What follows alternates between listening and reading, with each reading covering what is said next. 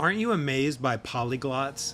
These are people who can speak in multiple languages. I am so impressed they can seamlessly switch from German to Mandarin to English to Tagalog and keep the grammar and vocabulary and syntax all straight. Languages are one of the many special ways that we connect with one another, and the Apostle Paul uses it very shrewdly in Acts 22. Let's find out more with the good news.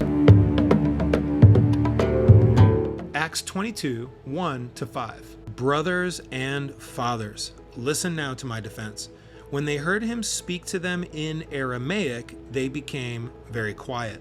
Then Paul said, I am a Jew, born in Tarsus in Cilicia, but brought up in this city. I studied under Gamaliel and was thoroughly trained in the law of our ancestors. I was just as zealous for God as any of you are today. I persecuted the followers of this way to their death, arresting both men and women and throwing them into prison, as the high priest and all the council can themselves testify. I even obtained letters from them to their associates in Damascus and went there to bring these people as prisoners to Jerusalem to be punished.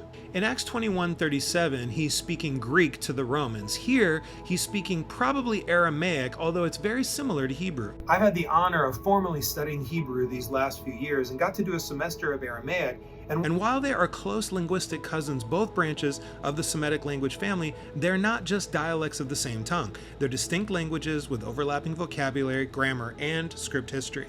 So Paul's got Greek, he's got Aramaic, he's got Hebrew, and he's probably got Latin also since he's from Tarsus, which makes Paul a polyglot. But there are other ways that we communicate to one another, other languages, like speaking your emotional language or connecting with you on a cultural level or finding a shared common denominator, a favorite hobby, a food, a kind of music.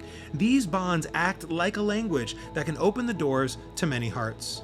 I personally love a lot of different kinds of things, from sports to pop culture to music to food to deep conversation, and God used someone very special to connect with me on every one of these levels. He was the campus minister when I was a college student in Los Angeles. We spoke many common languages together, so when it was time to sit down and study the Bible, we had already established a baseline of commonality. As Paul might have spoke Latin or Greek to connect with those who were not in the Jewish culture, here he's very deliberately speaking the language of his Jewish family. In verse 1, he calls them his brothers and fathers. This is a phenomenal reminder to do the work to speak other people's languages rather than expecting others to speak ours. To love others, to serve others, and to meet others in their comfort zones as Paul did in order to bridge relationships, find common ground, and continue to hold the good news out to all people.